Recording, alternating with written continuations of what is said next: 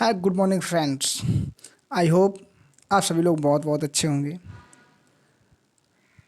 Study IAS with Kuldeep channel में आप सभी लोगों का तहे दिल से बहुत बहुत स्वागत है। आज हम जो हमारी संघ की कार्यकारिणी की सीरीज चल रही थी उसी को आगे बढ़ाते हुए एक अन्य संघ की कार्यकारी शक्ति अटॉर्नी जनरल के बारे में चर्चा करेंगे। Attorney general of India Bharat का महान्यायवादी, जिनका संविधान में अनुच्छेद 76 के अंतर्गत वर्णन किया गया है। देखते हैं।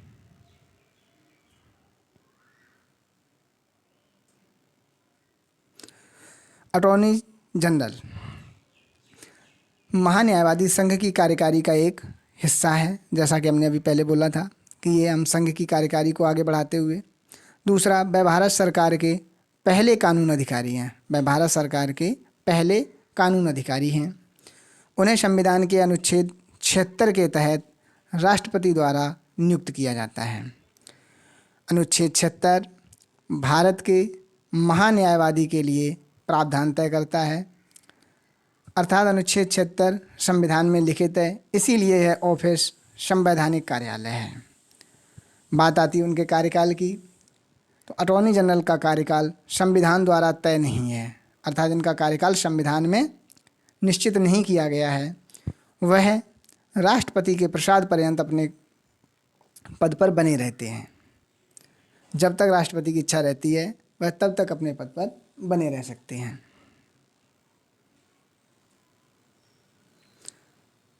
भारत के महान्यायवादी की योग्यताएं।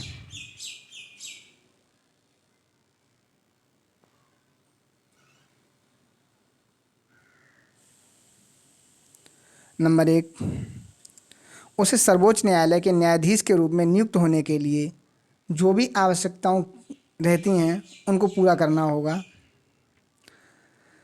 अब सर्वोच्च न्यायालय के न्यायाधीश के रूप में नियुक्त होने के लिए क्या क्या आवश्यकताएं रहती हैं उनको हम देखते हैं। नंबर 1, वह भारत का नागरिक होना चाहिए। नंबर 2, उसे 5 वर्षों का उच्च न्यायालय के न्यायाधीश के रूप में सेवा कर चुका हो। ध्यान देने की बात क्या है कि यहाँ पे टाइम है 5 वर्ष। उच्च न्यायालय में किस रूप में? न्यायाधीश के रूप में। जबकि अगला पॉइंट है 10 वर्षों के लिए उच्च न्यायालय में वकील के रूप में वह रह चुका हो। अर्थात उच्च न्यायालय में अगर उसने वकील के रूप में कार्य किया है तो 10 साल का अनुभव होना चाहिए, जबकि उसने एक न्यायाधीश के रूप में कार्य किया है तो 5 साल का। यह चीज़ हमें ध्यान रखनी होगी और इससे अक्सर कर सवाल भी पूछे जाते हैं। एक अगली चीज़ है जो कि बहुत ही महत्वपूर्ण है, एक प्रमुख न्यायविद के रूप में कार्य करना शामिल है। सर्वोच्च न्यायालय में किसी भी व्यक्ति को न्यायाधीश बनने के लिए राष्ट्रपति को लगता है कि कोई नॉर्मल इंसान, कहने का मतलब ये है कि उसका बैकग्राउंड लॉ से नहीं रहा है। फॉर एग्जांपल उसने LLB LLM जो भी रहता है वो नहीं किया है, उसके बावजूद भी वह एक प्रमुख न्यायविद के रूप में या एक प्रमुख वित्तवेत्ता के रूप में जो उसकी न्यायिक क्षमता है वो बहुत ही अच्छी है, वो प्रतिष्ठित है उसके लिए, तो राष्ट्रपति उसको सुप्रीम कोर्ट में न्यायाधीश के रूप में नियुक्त कर सकता है। उसी चीज़ को ध्यान में रखते हुए महान्यायवादी को नियुक्त करने के लिए एक प्रमुख न्यायविद के रूप में कार्य करना शामिल है।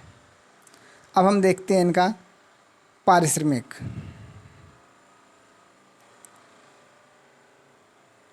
भारत के महान्यायवादी का पारिश्रमिक संविधान द्वारा तय नहीं किया गया है।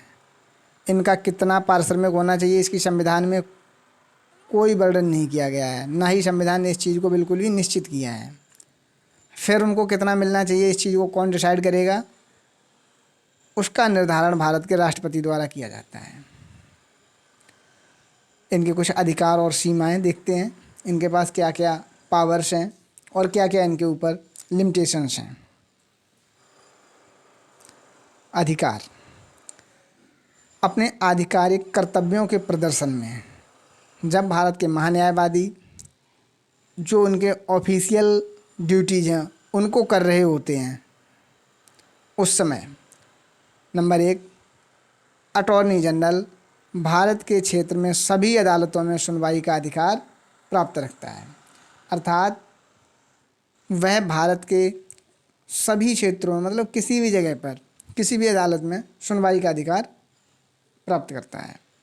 इसके अलावा दूसरा पॉइंट, उसे संसद के दोनों सदनों या उनके संयुक्त बैठक और संसद की किसी भी समिति की कार्यवाही और संसद की किसी भी समिति जिसका वो सदस्य हो सकता है में भाग लेने का अधिकार है, लेकिन उसे मतदान का अधिकार नहीं है। यह इनको जो अधिकार है वो अनुच्छेद 88 के तहत है। अगला, वह उन सभी विशेषाधिकारों और प्रतिरक्षाओं का आनंद लेता है जो संसद के सदस्य के लिए उपलब्ध हैं। ये भी इन्हें अनुच्छेद 88 से प्राप्त है और ये दोनों ही चीज़ें संसद सदस्यों के लिए रहती हैं।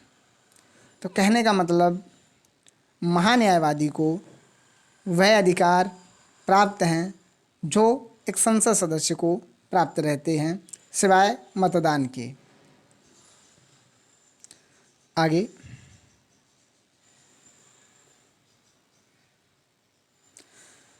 कर्तव्य की किसी भी जटिलता और संघर्ष से बचने के लिए महान्यायवादी पर निम्नलिखित अंकुश लगाए जाते हैं। इनके ऊपर कुछ लिमिटेशंस हैं और वो लिमिटेशंस किस लिए हैं, ताकि वो जो भी अपनी ड्यूटी कर रहे हैं उसमें कोई जटिलता ना आए, किसी प्रकार का संघर्ष ना उत्पन्न होने पाए, अर्थात वह अपने कर्तव्य को आसानी से पूरा कर सकें। क्या है देखते हैं। उसे भारत सरकार के खिलाफ संक्षिप्त जानकारी या सलाह नहीं देनी चाहिए। अब वो सामान्य सी बात है, आप सरकार के सरकारी वकील हो, आप सरकार के वकील हो। जब आप सरकार के वकील हो तो आप सरकार के खिलाफ तो नहीं जा सकते हो। दूसरा पॉइंट, उन्हें उन मामलों में सलाह नहीं देनी चाहिए जिनमें उन्हें भारत सरकार के लिए सलाह देने या पेश होने के लिए कहा जाता है। अगर हम एग्जाम्पल रूप में देखें तो किन्हीं भी दो व्यक्तियों, फॉर एग्जाम्पल माना कि दो व्यक्ति ए एंड बी हैं। अब ए का वकील एक्स है और बी का वकील वाई है। यदि ए का वकील एक्स ए के पक्ष में लड़ रहा है और फिर भी वो जो ए की जानकारी है उसको बी के साथ साझा करता है या बी के वकील वाई के साथ साझा करता है, तो ये स्पष्ट होता है कि ए का वकील एक्स ए के साथ धोखा कर रहा है। ठीक इसी प्रकार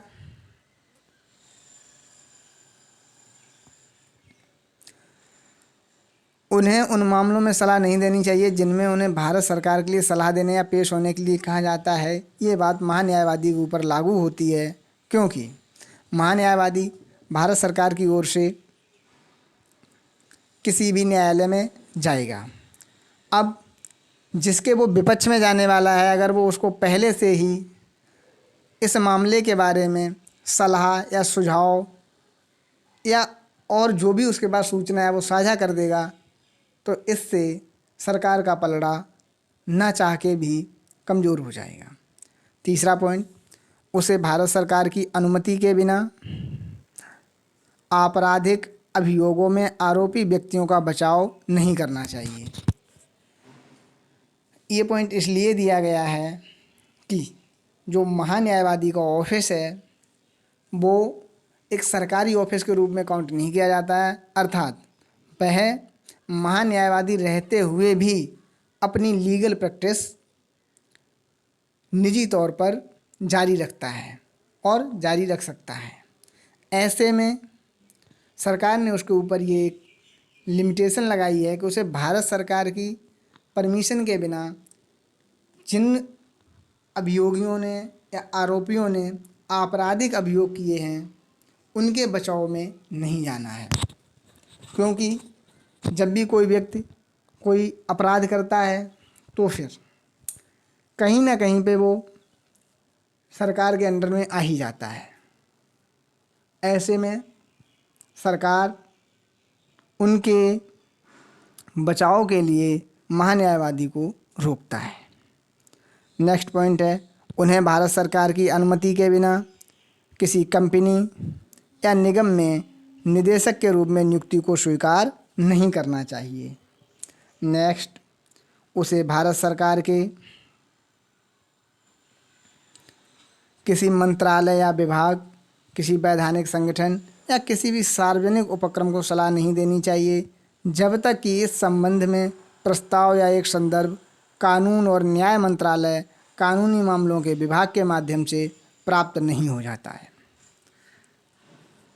हालांकि अटॉर्नी जनरल सरकार के लिए एक पूर्णकालिक वकील नहीं है। अब यहाँ पे जो ये शब्द पूर्णकालिक वकील नहीं है, इसका मतलब यही है कि अटॉर्नी जनरल के पद पर रहते हुए भी अपनी निजी लीगल प्रैक्टिस जारी रख सकते हैं। वह सरकारी नौकरी के श्रेणी में नहीं आता है। जैसा कि मैंने ऊपर भी बोला था कि वो सरकार का वकील है लेकिन सरकारी वकील नहीं है। इसके अलावा वह निजी कानूनी व्यवहार से विमुक्त नहीं है, अर्थात वह अपना निजी कानूनी व्यवहार जारी रख सकता है।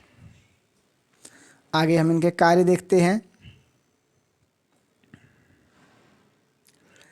राष्ट्रपति द्वारा संदर्भित कानूनी मामलों पर सरकार को सलाह देना। ऐसा कोई भी कानूनी मामला है जिस पर राष्ट्रपति ने महान्यायवादी को संदर्भित किया है, उस पर महान्यायवादी सरकार को सलाह देगा। नेक्स्ट पॉइंट, सर्वोच्च न्यायालय या उच्च न्यायालय में भारत सरकार की ओर से पेश होना। जैसा कि हमने आपको पहले ही बताया था कि वो भारत के किसी भी क्षेत्र में किसी भी न्यायालय में पेश हो सकता है या उसके पास अधिकार है। अब जब भी कोई सरकार के खिलाफ मामला आता है तो उस मामले की सुनवाई कौन करेगा? उस मामले की सुनवाई महान्यायवादी करेंगे, चाहे उसकी सुनवाई सुप्रीम कोर्ट में हो, चाहे उसकी सुनवाई हाई कोर्ट में हो।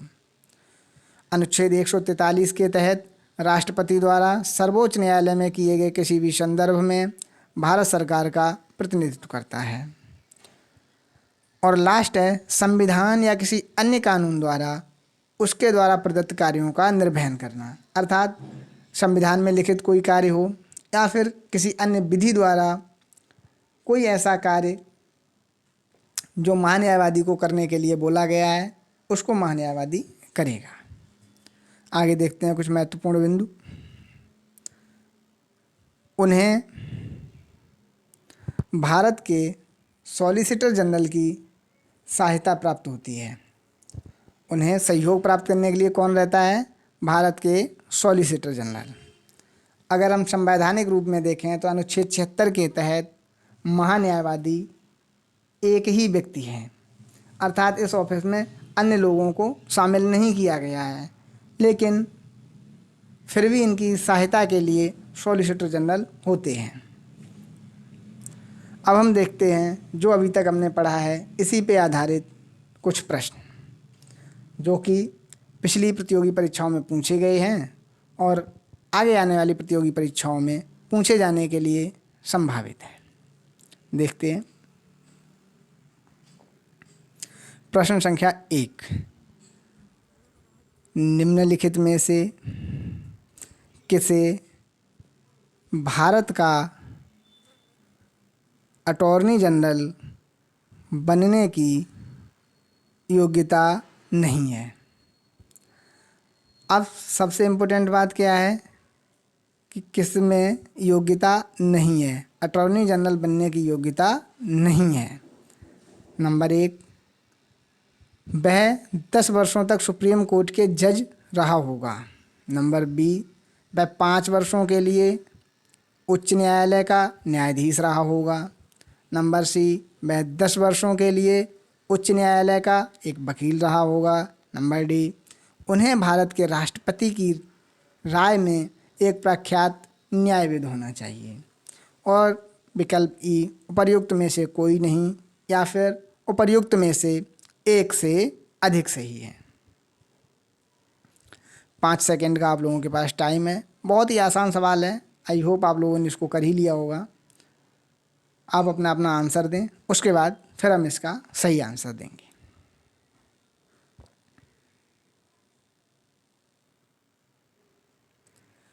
देखो विकल्प ए, मैं 10 वर्षों तक सुप्रीम कोर्ट में जज रहा हूँ, ऐसा नहीं है।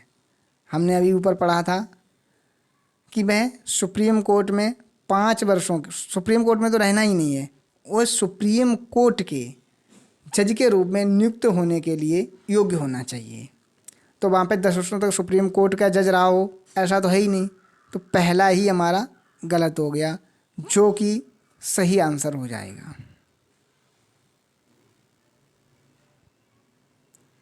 जबकि दूसरा वह 5 वर्षों के लिए उच्च न्यायालय का न्यायाधीश रहा होगा, ये बिल्कुल सही है। तीसरा वह 10 वर्षों के लिए उच्च न्यायालय का एक वकील रहा हो, बिल्कुल वकील रहा हो, यह भी सही है। और तीसरा, उन्हें भारत के राष्ट्रपति की राय में एक प्रख्यात न्यायविद होना चाहिए, यह भी सही है। तो अटॉर्नी जनरल बनने की योग्यता नहीं है, वह क्या है, वह 10 वर्षों तक सुप्रीम कोर्ट के जज रहा होगा। इस प्रकार हमारा सही आंसर क्या हुआ, विकल्प ए। आगे बढ़ते हैं। सही उत्तर हमारा ऑप्शन ए, वह 10 वर्षों के लिए सुप्रीम कोर्ट के जज रहा होगा, ये नहीं है। नेक्स्ट क्वेश्चन, प्रश्न संख्या 2। भारत के महान्यायवादी के संबंध में निम्नलिखित में से कौन सा कथन सही है। यहाँ पे हमसे क्या पूछा गया है, कौन सा कथन सही है। ठीक है भाई। नंबर ए, भारत के महान्यायवादी का कार्यकाल संविधान द्वारा निर्धारित किया गया है। ये बोल रहा है कि इनका कार्यकाल संविधान द्वारा निर्धारित किया जाता है। बी, संविधान में उसे हटाने की प्रक्रिया और आधार नहीं है, उसे हटाने की प्रक्रिया और आधार संविधान में नहीं है। सी, वह राष्ट्रपति के प्रसाद पर्यंत पद धारण नहीं करता। और डी, वह संसद को अपना इस्तीफा सौंपकर भी अपना पद छोड़ सकता है। पहले की तरह 5 सेकेंड का आपके पास टाइम है, फिर हम इस पे उत्तर पर चर्चा करेंगे।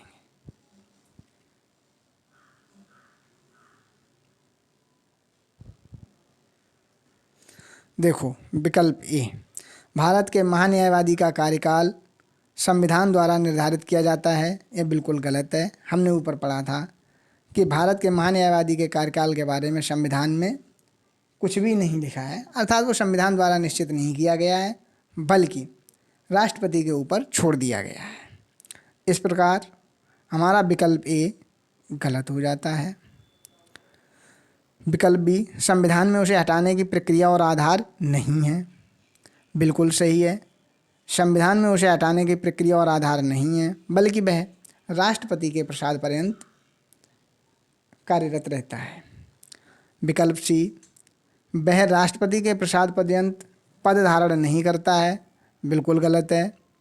महान्यायवादी राष्ट्रपति के प्रसाद पर्यंत ही पद धारण करता है, अतः यह भी गलत हो गया। उसके बाद विकल्प डी, वह संसद को अपना इस्तीफा सौंपकर भी अपना पद छोड़ सकता है, बिल्कुल नहीं, वह अपना इस्तीफा राष्ट्रपति को देता है। इस प्रकार हमारा विकल्प डी भी गलत है। तो हमारा सही उत्तर क्या हुआ, विकल्प बी, ऑप्शन बी, संविधान में उसे हटाने की प्रक्रिया और आधार नहीं है, यही हमारा सही उत्तर है। नेक्स्ट क्वेश्चन, प्रश्न संख्या 3। भारत का महान्यायवादी किसके द्वारा नियुक्त किया जाता है। विकल्प ए, हमसे पूछा गया नियुक्ति, उसको कौन नियुक्त करता है, कानून मंत्री द्वारा।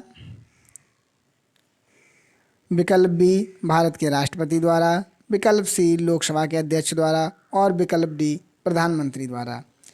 जो हमारी नॉर्मल वनडे टाइप की एग्ज़ाम होती है, जैसे banking, SSC, CHSL, CGL, GD and etcetera, उन सभी में इस टाइप के क्वेश्चन अक्सर कर पूछे जाते हैं।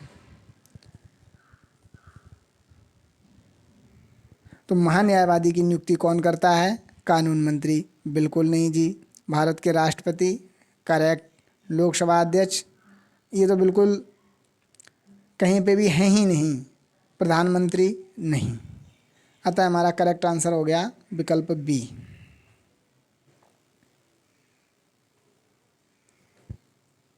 नेक्स्ट क्वेश्चन देखो, इन क्वेश्चन से आपको एक ये फ़ायदा होगा कि आपने अभी जो पढ़ा है वो आपका क्वेश्चन के माध्यम से रिवाइज हो रहा है। आप इस चीज़ का मूल्यांकन कर पा रहे हैं कि आपने जो पढ़ा है क्या वो आपने सही से समझा है। अगर आप सवाल सही से सॉल्व कर पा रहे हैं, इससे ये चीज़ प्रूव हो रही है कि हाँ आपने सही से पढ़ा है और आपने उस चीज़ को सही से समझा भी है। एक बार आप क्वेश्चन अगर गलत भी इधर करोगे ना तो भी आपको वो चीज़ याद रहेगी और एग्ज़ाम में आपका वो सवाल गलत नहीं होगा। अगर आप इनको कुछ दिन बाद एक बार रिवाइज कर लोगे तो मुझे लग रहा है कि आपका ये टॉपिक हमेशा हमेशा के लिए तैयार हो जाएगा। भारत के अटॉर्नी जनरल के संदर्भ में निम्नलिखित में से कौन सा कथन सही है, हमसे पूछ रहा है निम्न में से कौन सा कथन सही है। देखते हैं। एक व्यक्ति को अटॉर्नी जनरल के रूप में नियुक्त किया जाता है जो सर्वोच्च न्यायालय के न्यायाधीश के रूप में नियुक्त होने के योग्य होता है। विकल्प बी, महान्यायवादी को सर्वोच्च न्यायालय के न्यायाधीशों के समान प्रक्रिया के माध्यम से हटाया जा सकता है। देखो, अभी अपन ने ऊपर भी चर्चा की थी नियुक्ति, और नियुक्ति के लिए क्या पूछ रहा है हमसे, योग्यताएं। तो उसकी जो हमने पहले 3-4 योग्यताएं पढ़ी थी उनमें एक योग्यता यह भी थी कि वह सर्वोच्च न्यायालय के न्यायाधीश के रूप में नियुक्त होने के योग्य होता है। ये उसकी प्रमुख योग्यता है। अतः ये हमारा विकल्प सही हो जाता है। विकल्प बी, महान्यायवादी को सर्वोच्च न्यायालय के न्यायाधीशों के समान प्रक्रिया के माध्यम से हटाया जाता है। यहाँ पे बात रिमूवल की हो रही है, उनको उनके पद से हटाने की। तो जैसा कि हमने अभी ऊपर देखा था, उनको हटाने के लिए क्या करना है हमें, वह राष्ट्रपति के प्रसाद पर्यंत होते हैं। किसके प्रसाद पर्यंत होते हैं, राष्ट्रपति के। जब वह राष्ट्रपति के प्रसाद पर्यंत हैं, ऐसे में उन्हें सर्वोच्च न्यायालय के न्यायाधीशों की समान प्रक्रिया का कोई भी पालन करने की आवश्यकता नहीं है। इस प्रकार हमारा विकल्प 2 गलत हो गया। देखते हैं हम विकल्प। ऑप्शन ए, 1 और 2 दोनों। हमसे पूछा है नीचे दिए गए कूट से सही उत्तर चुनिए। सही उत्तर हमसे चुनने के लिए बोला गया है।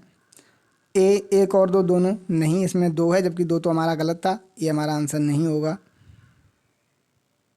बी, ना तो 1 ना ही 2, नहीं 1 हमारा सही था, ये भी उत्तर नहीं होगा। केवल 2, 2 तो गलत ही है तो बिल्कुल सही नहीं होगा।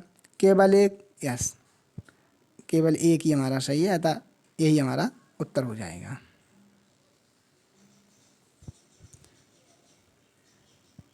ऑप्शन डी विकल्प 1। आगे बढ़ते हैं। आगे है हमारा क्वेश्चन नंबर 5।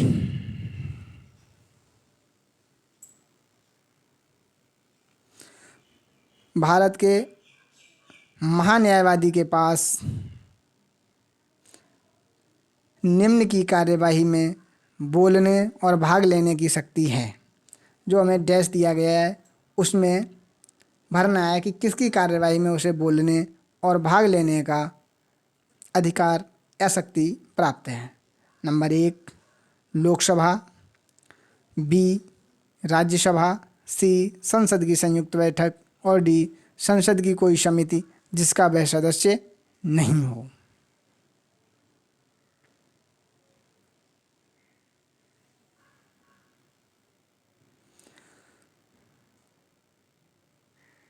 देखो,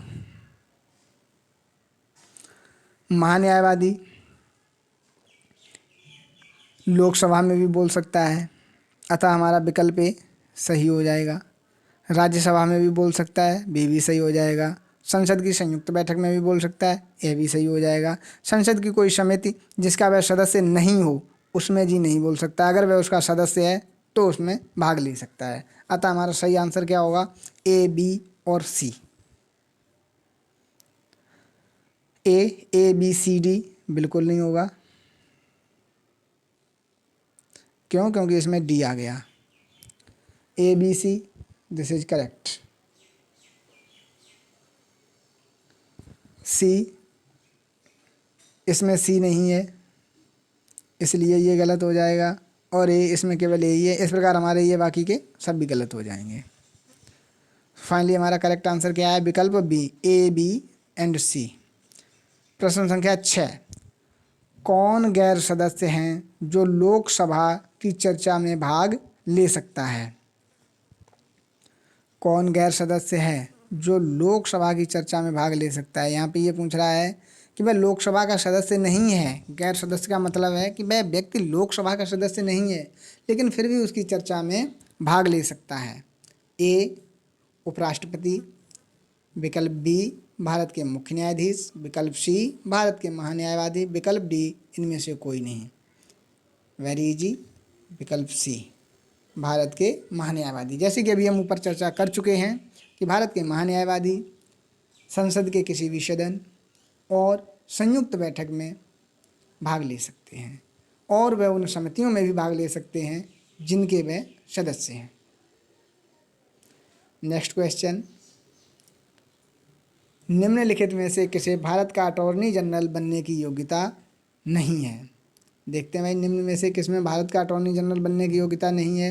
विकल्प ए, वह व्यक्ति 10 वर्षों तक सुप्रीम कोर्ट के जज रहा होगा, वह 5 वर्षों के लिए उच्च न्यायालय का न्यायाधीश रहा होगा, वह 10 वर्षों के लिए उच्च न्यायालय का एक वकील रहा होगा, और विकल्प डी, वह भारत के राष्ट्रपति की राय में प्रख्यात न्यायविद होना चाहिए। ये रिपीटेड क्वेश्चन है, आपने अगर ऊपर ध्यान दिया होगा तो आपको पहले से ही पता चल गया होगा। तो इसका सही आंसर है विकल्प ए। आंसर ऑप्शन ए, वह 10 वर्षों तक सुप्रीम कोर्ट के जज रहा होगा, ये योग्यता नहीं है। अब हम चलते हैं आज के लास्ट क्वेश्चन, प्रश्न संख्या 8, भारत का महान्यायवादी सरकार का होता है? विकल्प ए, मुख्य लेखा अधिकारी, विकल्प बी, मुख्य विधि अधिकारी, विकल्प सी, मुख्य अंकेक्षण अधिकारी, और विकल्प डी, मुख्य चुनाव अधिकारी।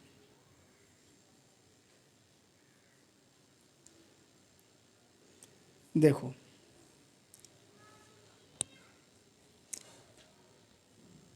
मुख्य लेखा अधिकारी कौन होता है, और मुख्य अंकेक्षण अधिकारी कौन होता है, मुख्य विधि अधिकारी कौन होता है, मुख्य चुनाव अधिकारी कौन होता है, मैं इन चारों के बारे में अभी आपको बताता हूँ। मुख्य चुनाव अधिकारी निर्वाचन आयोग, जिसे हम इलेक्शन कमिश्नर बोलते हैं। मुख्य अंकेक्षण अधिकारी CAG, controller and auditor general of India.